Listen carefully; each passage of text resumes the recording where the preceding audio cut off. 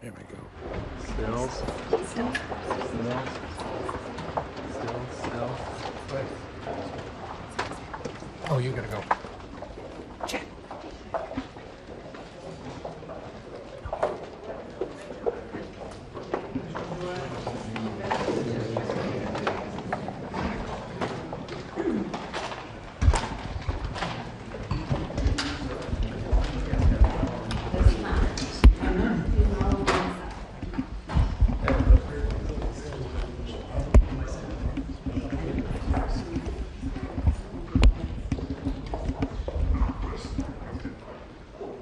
Thank you very much, everybody. It's an honor to have Bibi and Sarah with us, friends of mine for a long time, and we had a tremendous success together. And I think it will only go on to be even greater success in the future. So it's really nice to have you at the White House. It's nothing like the White House, and it's great to have you both and all of your wonderful people. Ron, we've worked together for a long time, and we've done well together. We had a great time. I would say it's a lot of work, but we had a great result recently. And we're going to have a lot of great results. So it's great to have you. Thank you very much. Thank you. I want to express the appreciation and admiration, not only of all Israelis, but of the Jewish people and many, many admirers around the world for your leadership of the free world, your leadership of a just cause, and the pursuit of peace and security, which you are leading in many lands, but now especially in the Middle East. We have great opportunities. The President has an extraordinary team, and I think our teams together make an extraordinary combination to meet challenges and seize opportunities. But the President has already realized great opportunities. He forged the Abraham Accords. He's forging peace as we speak in one country and one region after the other. So I want to present to you, Mr. President, the letter I sent to the Nobel Prize Committee. It's nominating you for the Peace Prize, which is well deserved, and you should get it. Thank you very much. This I didn't know. Wow. Thank you very much. Thank you. Coming from you in particular, this is very meaningful. Thank you very much, Bibi. Thank you. Thank you for everything you're doing. Thank you. It's a great honor. Thank you very much, everybody. Appreciate Mr. President, have you spoken with any of the families of the victims of the Texas flood? And can you talk about what you would like to do when you travel there on Friday? Well, we're going to just make it as comfortable as possible for the state of Texas. They have a great governor. They have wonderful senators. They have wonderful representatives, and we're going to work together with them. And we have been working really very hard. This whole table has been working. That was a terrible event. Terrible event. You saw that maybe where Texas was just absolutely so badly hurt by something that was a big surprise late in the evening. So we'll be working with the governor and all of the people of Texas. Mr. President, We'll be going on Friday. Mr. President, there was a security incident in northern Gaza today, right around the time that the Prime Minister was meeting with Secretary of State, Mr. Steve Witkoff. Does that, a number of IDF soldiers reportedly have been injured, possibly killed, does that in any way put a wrinkle in ceasefire negotiations with Hamas? I don't think so. They want it. They want to meet and they want to have that ceasefire. So I don't think so. Steve, could you respond to this? You know about it? Well, I think it's terribly unfortunate. Terribly unfortunate. We were just talking about it, how tragic it is, but we have an opportunity to finally get a peace deal, Mr. Prime Minister, as we discussed, and I'm hopeful for it very quickly. Mr. President, are the tariff letters that you sent today final offers, or are they More or negotiable? less final offer. So South Korea, Japan should take it or We're leave always it? subject to negotiate something that's fair, but we've talked to most of the countries, and pretty much they've had their way for many, many decades, as you know. And it was time that we just wanted fairness. This is not really equitable from our standpoint because it's just a small token by comparison to the damage that's been done over the years. But we had no other president that was willing to do this. I did it in my first term with China and others. We took in hundreds of billions of dollars of tariffs. No inflation, the most successful period of time that we've ever had financially in the country, the first term. I think this term's going to be much better, even much better than that. That was the best ever, and this is going to be, I think, substantially better. And we're on the way to doing that. We've already taken in over $100 billion worth of tariffs, and we haven't even started. And all I say to the other countries is, some of them wanted to make a deal and want to be fair. Others perhaps got a little bit spoiled. They were a little bit spoiled because for 30, 40 years, 50 years, they were taking advantage of the country. So we're going to, I would say, final, but if they call with a different offer and if I like it, we'll do it. And the August 1 deadline, I mean, is the August 1 deadline firm now? Is that it? I Or would could you say move it again? firm. No, I would say firm, but not 100% firm. If they call up and they say, would like to do something a different way, we're going to be open to that. But essentially, that's the way it is right now, yeah. Mr. President, is your Palestinian relocation plan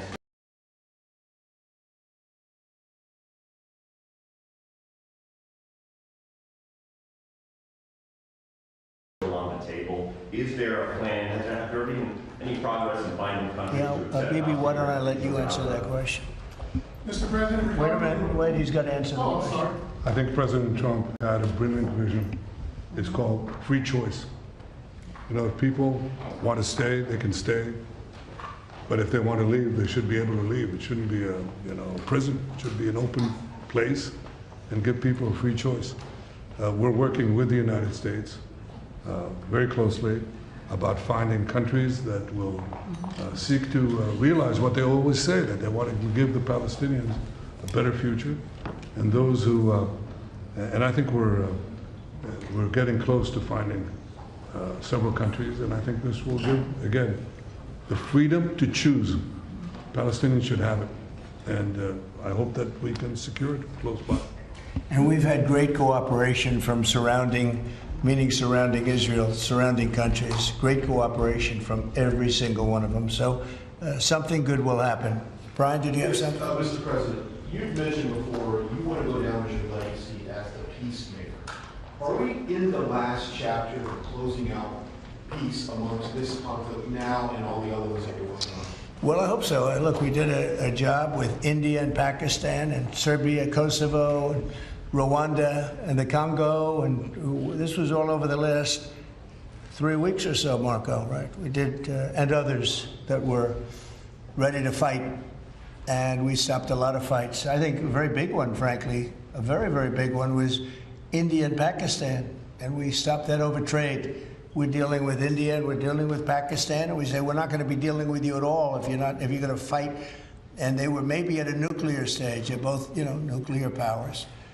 And I think stopping that was very important. We're trying to help out with a Biden-created monster, this whole thing that's happening with Russia and Ukraine. It's a horrible thing, and I'm not happy with President Putin at all. But this is something that would have never happened if I were president. This was a war that was never going to happen. Go ahead, Brian. I was just going to say, how would you address your critics that in the election they said that you would cause the next World War III, when in fact you're solving all the problems? I'm stopping wars. I'm stopping wars. And I hate to see people killed. Like, as an example, Ukraine and Russia, they're not Americans there being killed. They're not Israeli that are being killed. These are all Russians and all Ukrainians. But it's 5,000, maybe 7,000 last week, 7,500 last week, mostly soldiers. But people in towns and cities that are getting hit, but mostly death is mostly soldiers. Now, so they don't come from here, but it's 7,000 last week souls. And if I can stop that, they have parents and they have sisters and brothers and getting married, and who knows, they're just people, but they're souls. And if I can stop a war, because I have an ability to do so, I'm disappointed, frankly, that President Putin hasn't stopped. I'm not happy about it either. Mr. President, on the Iran talks, can you say if you've scheduled the next round of Iran talks? And then also on strikes. We have scheduled Iran talks, and they want to talk. Yeah. They took a big drubbing, I think, when we hit the 3 sites, really. I would say the 3 sites, not just the one. The one was a big one, and it was deep in granite, and it was obliterated. It turned out the Atomic Energy Commission said it is obliterated. I would just want to take our hats off to those incredible flyers, the people that flew that big machine, and frankly, the mechanics and everybody else. I mean, they had zero. They flew for 37 hours with zero problem mechanically. I mean, when you think in carrying the biggest bombs ever, the biggest bombs that we've ever dropped on anybody, when you think non-nuclear, and we want to keep it non-nuclear, by the way. But they did a phenomenal job. It was an amazing job, and I think that was, I was talking to Bibi about it before, that was the very beginning of the end. It ended very quickly after that. I don't want to say what it reminded me of, but if you go back a long time ago, it reminded people of a certain other event, and is Harry Truman's picture is now in the lobby, in a nice location in the lobby where it should have been, but that stopped a lot of fighting.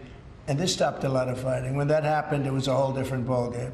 On future Iran strikes, what can you say, what might make you have the desire to do another strike on Iran? Another what? Another strike on Iran. I hope we're not going to have to do that. I can't imagine wanting to do that. I can't imagine them wanting to do it. They want to meet. They want to meet. They want to work something out. Can you say No, when? they're different. They're very different now than they were 2 weeks ago. Is there a date yet, sir, for the Iran talks, or a city? Do you know when and where the next round of Iran talks will be? Well, I can tell you. I'd rather not say, but you'll be reading about it tomorrow or seeing it tomorrow. Mr. President, what is the holdup currently in a ceasefire with Hamas? In which? In the ceasefire between Israel and Hamas, what's currently the holdup? I don't think there is a holdup. Well, I don't think there's a holdup. do you think that you're going to? I think things are going along very well. They just, left each other, and it was not a pleasant period of a few days. It was a little longer than a few days, but this was not a pleasant period of time. And we were at the end, 14 missiles were shot, and every single missile was shot out of the air. It was pretty amazing. And that was sort of the end. And they told us they were coming and where they were and what time they were coming. And they said, if you'd like to have a different time, we'll do that. And that's respect when they do that. I appreciated that they did that. There was no surprise. We got the soldiers out of the base in Qatar, in this case. But they knew they were coming. 14 missiles were coming. 1 o'clock, they said, would you like to make it later? I said, no, let them come at 1 o'clock. And at 1 o'clock, everybody was, as you know, over 5,000 people left the base. And we had 3 gunners and 3 assistants. And out of the 14 that were shot, all 14 were knocked down. And that was the end. That was about it. And we had a rough time. But sometimes, sometimes you need the rough time in order to get. I think things are going to be really settled down a lot in the Middle East. And they respect us, and they respect Israel. They respect a lot of things that took place. Nobody's ever seen equipment like what we sent over to knock out those sites. But when those sites were knocked out, it essentially, that was the end. Do you think that there can be a two-state solution that creates an independent? I don't know. I'd ask Bibi that question. You have the greatest man in the world to answer that age-old question, two-state. Go ahead. You give him your honest answer. I think Palestinians should have all the powers to govern themselves, but none of the powers to threaten us. And that means that certain powers, like overall security, will always remain in our hands. Now, that is a fact, and no one in Israel will agree to anything else because we don't commit suicide. We want life, we cherish life for ourselves, for our neighbors, and I think we can work out a peace between us and the entire Middle East with President Trump's leadership, and by working together, I think we can establish a very, very broad peace that will include all our neighbors. Mr. President, question on Iran. You asserted that there's complete and total destruction of their nuclear facilities. So what is the basis of the talks going forward? Is it to cap future nuclear activity? Is it ballistic missiles, terror support, economic-based opportunities? What are the... It's really a good question, because if you remember when it was done, I sort of said, what's the purpose of talking? It's been knocked out completely. But they've requested a meeting, and I'm going to go to a meeting, and if we can put something down on paper, that will be fine. That'll be good. I think they've gained a lot of respect for us, I think they've gained a lot of respect for Israel also. But they would like to meet, and we're going to have a meeting. Steve, when is that meeting going to be? Do you want to say? Rather, very quickly, in the next week or so. So we'll see what happens. I think it would be nice to memorialize it, put it down, but because of the incredible result of that attack, if you want to call it an attack, I didn't think it was necessary to have it in writing. I think we spoke. I mean, that speaks much louder than writing. But I can also understand why they'd want it. And they've been very nice. They've been very respectful. And it began by them telling us about 14 they had to do. You know what 14 represents, right? Do you know what 14 represents? Right? You know that, right? The number of bombs dropped. So it was, representative. We got them all. Yeah, please. Behind you, please. No, you. Oh, me? So this is a question for the Prime Minister. The likely next mayor of New York City, Zoran Mamdani, a Democratic socialist, and a vocal critic of Israel and of yourself, and has said he would arrest you if you came to New York City if he was mayor. Is that something you take seriously, or are you concerned about that? Do you have a response to that? No, I'm not concerned about that. I'll get him out. Look, there's enough craziness in the world, but I guess it never ends. I mean, you have this is a folly, and it's it's silly in many ways because it's just not serious. But what is serious is the question I was asked before. After October 7th, people said the Palestinians had a state, Hamas state in Gaza, and look what they did with it. They didn't build it up; they built down into bunkers, into terror tunnels. After which they massacred our people, raped our women, beheaded our men, invaded our cities and our towns and our kibbutzim, and did horrendous massacres, the kind of which we didn't see since World War II and the Nazis, the Holocaust. So people aren't likely to say, let's just give them another state, it'll be a platform to destroying Israel. We'll work out a peace with our Palestinian neighbors, those who don't want to destroy us, and we'll work out a peace in which our security, the sovereign power of security, always remains in our hands. Now, people will say it's not a complete state, it's not a state, it's not that. We don't care. We vowed never again. Never again is now. It's not going to happen again. So we'll see you in New York next year? Oh, well, look, I'm going to come there with the President Trump, and we'll see how do you know who the mayor will be? I don't know that. Do we know that? He's going to be very fine, and who knows, we don't know who the mayor's going to be yet. But this is a communist. He's not a socialist, he's a communist. And he said some really bad things about Jewish people, and he said some really bad things about a lot of people. And I think he's going through a little bit of a honeymoon right now, but he might make it. But, it all comes through the White House. He needs the money through the White House. He needs a lot. He's going to behave. He'll behave. He better behave, otherwise he's going to have big problems. But it's a philosophy that this country is not ready for, and it never will be. By the way, we have a man with us who thought this was going to be a very glamorous, easy job. He's the ambassador to Israel, Mike Huckabee, former governor, former everything. I'd say he's a former everything, and respected and loved by everybody. And he loves Israel. He loves the state of Israel, and nobody loves it much more. And he's not Jewish, and he loves Israel. And he wanted to be there. I said, Mike, it could be dangerous. No.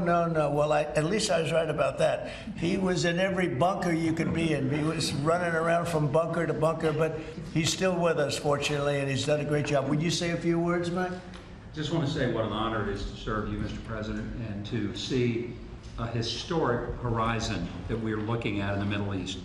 And when the President made his trip to the Middle East, and then he really reached out to the new Syrian government, knowing they needed a partner, and knowing that they could pick the wrong partner. And what the President did, which took us all off guard, but the strategic move in that has set up something that is absolutely historic. And Mr. President, I don't even think you fully comprehend the impact that you're having on the region in a way that is so remarkable. And it was your leadership, your foresight, you did that. When the B-2s went in, the celebration, the sense of partnership that you gave with the Israeli people was so dramatic, but the message was bigger than to Israel. It was a message to the world. America's friends can trust us, but America's foes had better fear us. And that is a message that the President sent to everyone on the planet. And it is a message that will resonate toward a matter of peace, the likes of which I don't think we've ever seen. So thank you. Great job you're doing, too. Thank you. They love you over there. They respect him and they love him. Mr. President, You know, it's very, very interesting. We had the pilots here yesterday, as you know, and they were incredible. And we also had the mechanics. We had a lot of people here that had to do, I think about 170 people that had to do with that incredible journey, a journey that could have been horrible. You remember what happened with Jimmy Carter with the helicopters and all of the problems, and ultimately hostages.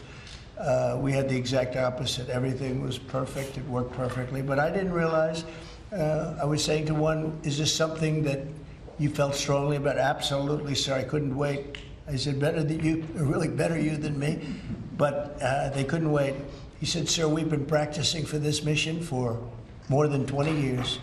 From just after 2000, they've been thinking and practicing to go into that area. I guess you probably know that better than anybody, Pete. They've been looking at going in, but they never had a president that would allow them to do it. And perhaps right, perhaps wrong. I don't know if that's true or not, but I didn't realize they were preparing for that journey from just a little bit after 2000, the year 2000. And I was pretty amazed by that. They knew it. They knew every inch of it. And they came back and they said, we got it better than we ever did in practice. But they've been practicing for more than 20 years. Can you imagine? Yeah. On Ukraine, Mr. President, are you planning to send more weapons to Ukraine? We're going to send some more weapons. We have to. They have to be able to defend themselves. They're getting hit very hard now. They're getting hit very hard. We're going to have to send more weapons. Yeah, defensive weapons primarily, but they're getting hit very, very hard. Very sad. So many people are dying in that mess. Mr. President, with the one big beautiful bill now signed into law by you, what would you like congressional Republicans to turn their focus to? All they have to do now is talk about how good it is. The biggest tax cuts ever. No tax on tips, no tax on Social Security, think of it, no tax on overtime. From a business standpoint, the jobs are coming in like we've never seen them before. As soon as that was signed, there were 9 factories that announced that they were building the one-year deductibility, you know, things that from a business standpoint you'd understand. The jobs that are being created. And one of the things that is, and this is also that, but it's also because of the tariffs, a tremendous success. We're taking in hundreds of billions of dollars in tariffs. One of the things that is so exciting is the number of companies and car companies where they're building plants. AI is the big thing. We have over $15 trillion announced already, and it's been, I mean, really, I would say it's been during the last 3 months, but we're here for a short period of time, and some administrations never had anywhere near that number for a whole term, probably for a whole 2 terms. But we're up to over $15 trillion coming into our country. There's never been anything like it anywhere in the world. There's never been an investment like that anywhere in the world. We, look, I told this story, and I just told it to Bibi backstage. I was talking to him, and I said, you know, the King of Saudi Arabia, smart guy, and also we went to Qatar, and we went to UAE. Really 3 strong leaders, smart guys. They all told me the same thing, and then that was reiterated at NATO just recently when we got back, where they agreed to spend $1 trillion a year, by the way, which is about 3 times what they were spending. But they all said the same thing. We thought your country was dead. Horrible term, right? We thought the United States of America was dead, and now you're presiding over the hottest country anywhere in the world. We're the hottest country in the world. I think Bibi would admit it, even hotter than Israel, though Israel was pretty hot about a week ago, I can tell you, for the wrong reasons. But we are the hottest country in the world right now, and it happened faster than anybody thought possible. But we have over $15 trillion, and that means jobs, and that means building, and that means things like we've never seen before. So all we can do is keep working hard. There'll be always surprises. Some of the surprises are going to be bad surprises. Mr. President, again, real quick, on Iran, in your view, is the war between Israel and Iran over? Or do those talks need to happen before you can? Well, I would say that the best man to answer that is the Prime Minister. But I will tell you that, in my view, I hope it's over. Yeah, I think Iran wants to meet. I think they want to make peace, and I'm all for it. Now, if that's not the case, we are ready, willing, and able. But I don't think we're going to have to be. But I think Bibi would answer that question very well. I think the partnership between Israel and the United States, the partnership between President Trump and me, produced a historic victory. It's an incredible victory, actually. It brought the greatest capabilities of the United States that are unmatched with the great capabilities of Israel and the army of Israel, pilots of Israel, soldiers of Israel, and the Mossad. And the combination of these two extraordinary capacities produced a decisive result. It set back the two tumors that were threatening the life of Israel, the nuclear tumor and the ballistic missile tumor, because they were planning to build 20,000 of these things and launch it on a country the size of New Jersey. And no country could withstand that. So what do you do when you have two things that are going to kill you? You have to remove them. With our combined effort, we did. But when you remove a tumor, doesn't mean that it can't come back. You have to constantly monitor the situation to make sure that there's no attempt to bring it back.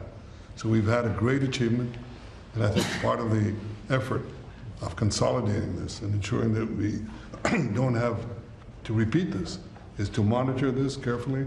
Of course, the President and I are talking about it, our teams are talking about it, but there's no question this is a historic victory, and I think, as was said here today, this has already changed the face of the Middle East. But it's not over in your view. But I think that there is an opportunity here to create a historic expansion of the Abraham Accords, which were themselves an act of history, that deserve a Nobel Prize for the President. But I think the opportunities are much bigger, and I hope, I'd like to believe, that Iran would not test our fortitude, because it would be a mistake. And do you believe that regime change is still necessary there? But I think it's up to the people of Iran. You do. Mr. Prime Minister, speaking on Syria, the Trump administration was fully supportive of the changes in Syria, backing the new regime there. Obviously, your government more cautious from a security standpoint. Are you comfortable with the pace of change, with the security situation vis-a-vis Syria right now? I think there's an opportunity to explore. I think that everyone understands that the situation has changed. Before that, Iran was essentially running Syria, okay, directly through Hezbollah. Hezbollah has been brought to its knees. Iran is out of the picture.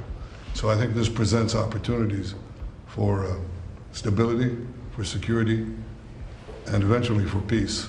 And I think that's been opened up also by the fact that the president has opened up a channel. So they have something, there's a lot to lose by going back to conflict, and there's a lot to gain by moving towards peace. And I think that opportunity has been opened by the president and by the changed security situation which we brought about with the collapse of the Assad regime. Are there direct talks with the Al-Shabaab government? Now, let's suppose there were. Would I answer yes? No, right? That's my duty to ask. Right? It's your duty to ask, and my duty to ask you back. So, you know, at the request of a lot of countries in the surrounding area of the Middle East, including Bibi, we took the sanctions off Syria, and I met the new leader. I was very impressed by him. Somebody said, well, he comes from a very tough background. I said, well, you know, I'm not that surprised. It's a tough part of the world. But I was very impressed by him. But we took the sanctions off because we want to give them a chance. They would never have had a chance without the sanctions. And one of the things we have with Iran is, we have they call biting, they are very biting sanctions. And I would love to be able to, at the right time, take those sanctions off, give them a chance at rebuilding, because I'd like to see Iran build itself back up in a peaceful manner and not going around saying death to America, death to the USA, death to Israel, as they were doing. They were the bully of the Middle East, and now they're not the bully anymore. But they were saying terrible things, and would like to see them. They have such potential. They have the oil power, and they have great people, smart people, energetic people, amazing. And I know so many Iranians from New York. I have a lot of friends, and they're great people. So it's a shame when you see a thing like this happen. But I think that taking the sanctions off of Syria is going to give Syria a great shot at making it. Mr. President, I'm going to follow up with a congressional question. Are there any executive orders that you'd like to see Congress focus on when they come back in session? Do you have any that you prioritize to go first? Well, we've done a lot of them in the last, as you know, and I always say the great, big, beautiful bill. I add the word great. But it was the largest bill of its kind ever passed. We were talking about it before. It was beauty. But a lot of the things that we did, executive orders, have been codified in the legislation that we just had passed. And we're going to be sending in a lot more over the next period of about 2 months separately. But a lot of it was part of that beautiful big bill. Mr. President, on tariffs, what happened to 90 trade deals in 90 days? We've spoken to everybody. We know it's all done. Well, I told you, we'll make some deals, but for the most part, we're going to send a letter. We're going to say, welcome to the United States. If you'd like to participate in the greatest, most successful country ever. I mean, we're doing better than ever. I don't think, and you're going to see these numbers soon. We've never had numbers like this. We've never had investment like this. We have more than 90. We're going to have much more than 90, but most of those are going to be sent a letter. This is exactly what I said. Now, we've made a deal with United Kingdom. We've made a deal with China. We've made a deal. We're close to making a deal with India. Others we met with, and we don't think we're going to be able to make a deal, so we just send them a letter. If you want to play ball, you have to. This is what you have to pay. So as far as I'm concerned, we're done. We're sending out letters to various countries telling them how much tariffs they have to pay. Some will maybe adjust a little bit, depending if they have a cause. We're not going to be unfair about it. And actually, it's a small fraction compared to what we should be getting. We could be asking for much more. But for the sake of relationships that we've had with a lot of really good countries, we're doing the way I do it. But we could be getting a lot more. We could ask for a lot more than what we're asking for. Let's say we're done because you're sending the letters. To follow up on what Ed had asked earlier, you're counting these as deals by saying, here's the tariff rate we're going to charge. I'm saying, here it is. Congratulations. Welcome to the United States. I hope you make a lot of money, and you're going to pay us money. They were ripping us. They were charging us tariffs at levels that nobody's ever seen before. We have some countries who are charging 200% tariffs and making it impossible to do business. And what the tariffs are doing is they're driving people in and companies into the United States. That's why we're building all of the work that you see happening in this country right now, and it's at a record level. All the factories, all of the AI institutions that are being built. It's largely because, I think it's because of November 5th, the good election, and I think it's because of the tariffs. Thank you all very much. Thank you. Thank you. Thank you. What's for dinner? I don't know, but it looks good to me.